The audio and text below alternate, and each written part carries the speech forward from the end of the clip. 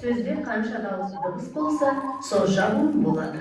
Мысалы, бала, орынды, мектеп. Дауысты дыбыс сөз басында келгенде жеке өзі буын құрай алады. Мысалы, әке, арыстан, ірімшік. Жақсы. Сонымен буын дегеніміз не, кәне кім айтады? Буын дегеніміз не? Айта қойыңызай.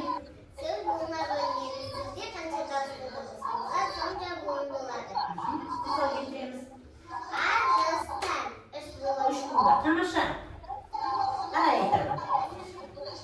Сөз буынға бөлінеді. Сөзде қанша дауысты дыбыс болса, сонша буын болады.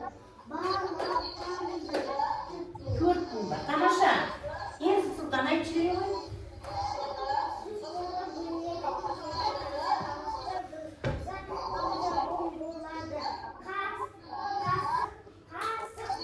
Екі буын бар. Тамаша, жақсы.